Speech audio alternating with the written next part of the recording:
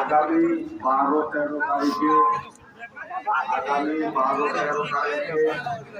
খন্দকর মাদ্রাসায় পুরোপুরি সাহেব আসবেন। আপনাদের প্রতি দিনে দাওয়াত রইল। সেখানে ইসলামী মহাসম্মেলন হবে, আপনাদের দাওয়াত রইল।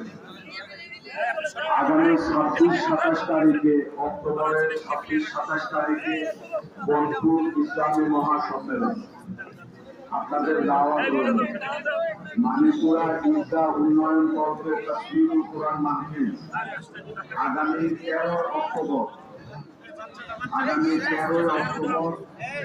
সাপাহার মানিপুরা দাখিল মাদ্রাসায়, স্থান সাপাহার মানিপুরা দাখিল মাদ্রাসা, আপনাদের দাওয়াত রইল।